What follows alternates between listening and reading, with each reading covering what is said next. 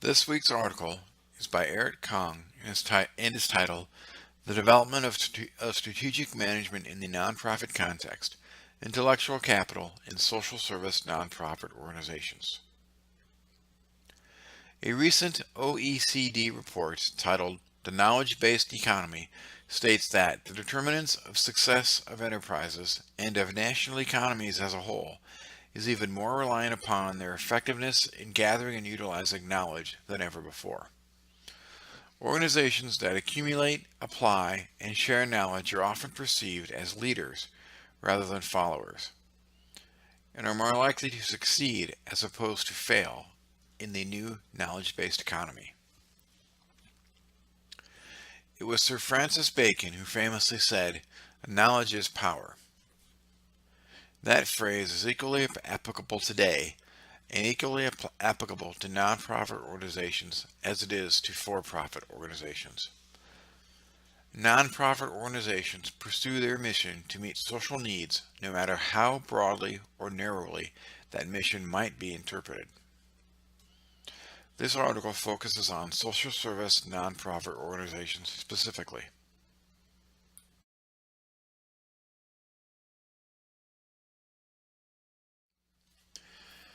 Social service nonprofit organizations include organizations such as the Salvation Army, the United Way, the International Red Cross, and even non-governmental organizations such as UNICEF. They commonly operate in a highly competitive environment that is characterized by an increasing demand for services from the community, a growing competition for contracts with the public and for-profit sectors, declining volunteer support, a losing commitment from nonprofit employees, and a generally tighter government funding source. Managing the social service nonprofit sector has become much more complex in recent years as these challenges rise.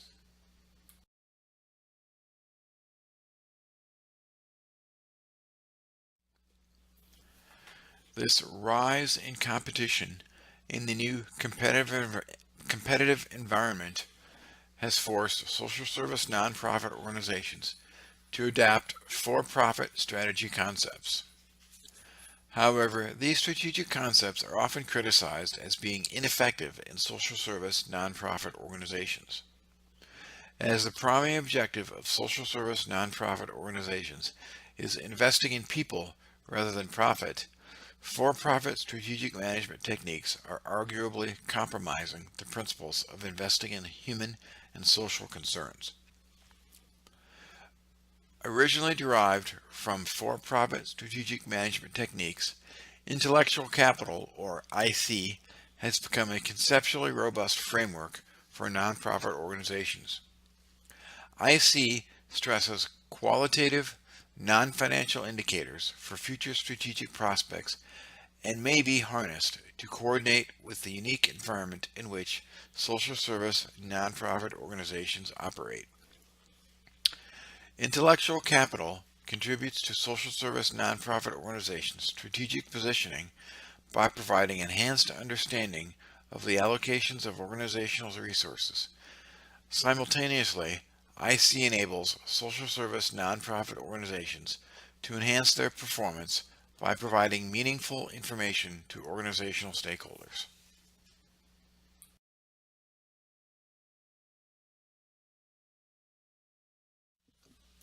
Strategic management involves a number of critical steps, including scanning the environment for information, selecting relevant data and interpreting it, building a strategic model, testing it, and putting it into action. Selznick in 1957 first introduced the need to bring an organization's internal state and external expectations together for implementing policy into the organization's social structure. Andrews in 1871 defined strategy as the balance of actions and choices between internal capabilities and the external environment of an organization. Together, they led to the work of Weinrich in 1982, who further conceptualized the internal and external analysis into a structured matrix known as the SWOT framework. The SWOT framework inquires into the strengths, weaknesses, opportunities, and threats of an organization.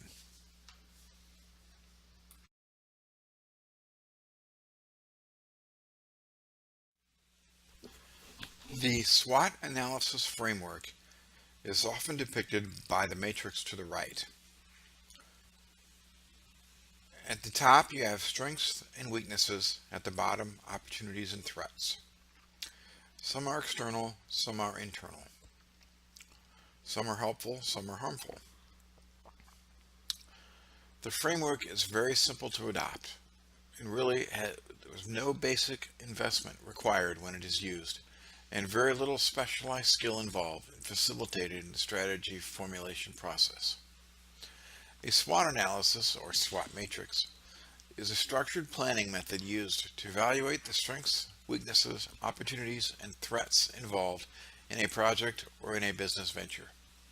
It involves specifying the objective of the business venture or project and identifying the internal and external factors that are favorable and unfavorable to achieve that objective.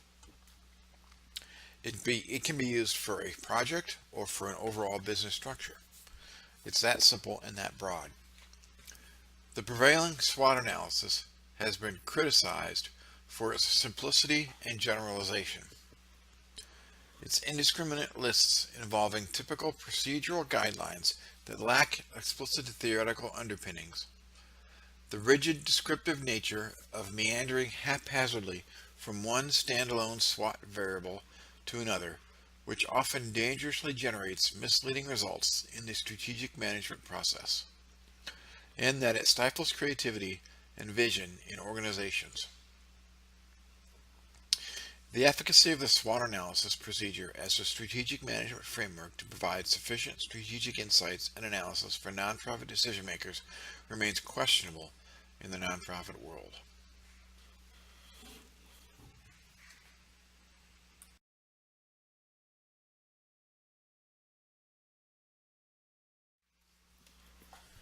The bottom half of the SWOT matrix included opportunities and threats.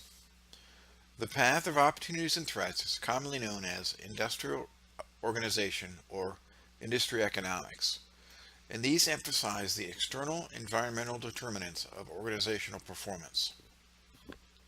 There are two assumptions in the environmental models of competitive advantage. First, that firms within an industry are identical in terms of the strategically relevant resources they control and the strategies they pursue. These models assume that resources in an industry are heterogeneous because the resources that organizations use to implement strategies are highly mobile in the market. Jack Welch, who is a legendary CEO of General Electric, is famous for his quotes. One of them is depicted on the screen: "If you don't have a competitive advantage, don't compete."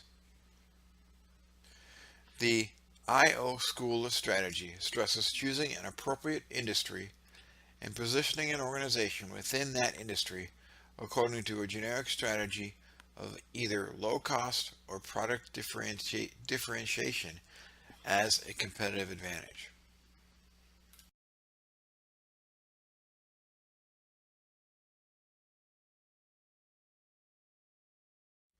Social service nonprofit organizations that adopt the Industrial Organization School of Strategy are induced to use market logic to demonstrate their differences from competitors in the field. Differentiation leads to the construction of a hierarchy of comparison between social service nonprofit organizations and their competitors, according to certain measures or certain criteria such as cost and benefit calculus or bottom line measurements. These criteria are used to develop a competitive advantage over other nonprofit organizations. However, these organizations often have goals that are amorphous and offer services that are intangible. Accordingly, the success of social service nonprofit organizations cannot be measured by how closely the organization keeps to a budget or how much revenue it generates. The Industrial Organization School has been criticized for focusing primarily on the environmental determinants of organizational performance and missing the significance of the unique characteristics of individual organizations. In today's knowledge economy, nonprofit organizational members' knowledge and skills are critical to their organizations. For this reason, the IO School of Strategy is deemed to be inappropriate in the nonprofit landscape.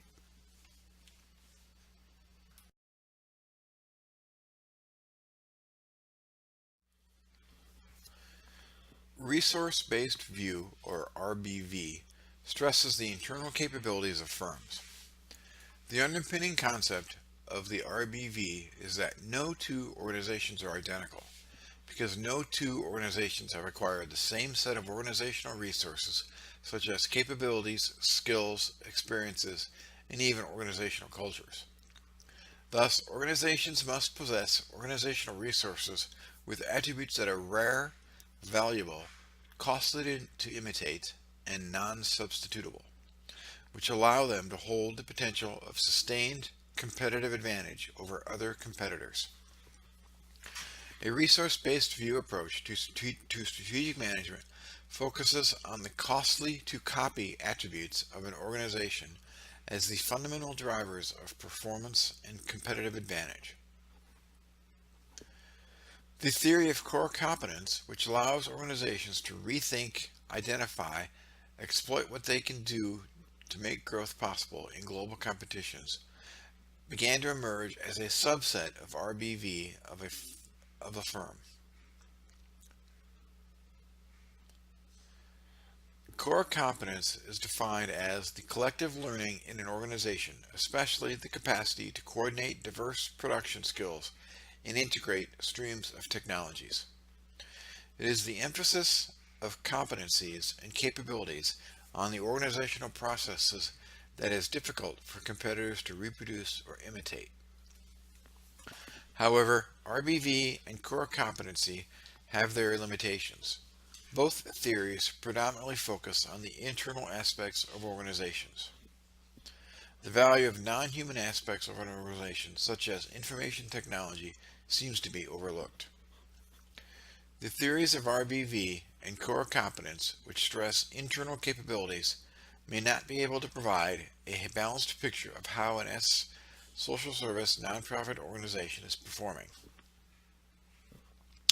Some strategic management theorists, such as Libeskind, Sveby, von Krogh and Roos, and Zach, have proposed a link between knowledge and strategy, arguing that knowledge helps to improve the internal strengths and maximize the external opportunities of an organization.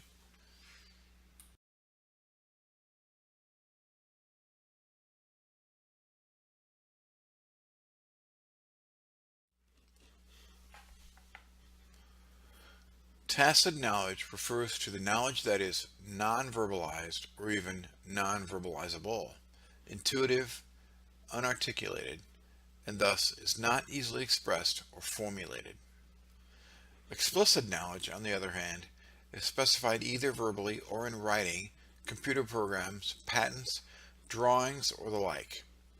Both tacit and explicit knowledge exist in individuals, groups, organizations, and interorganizational domains.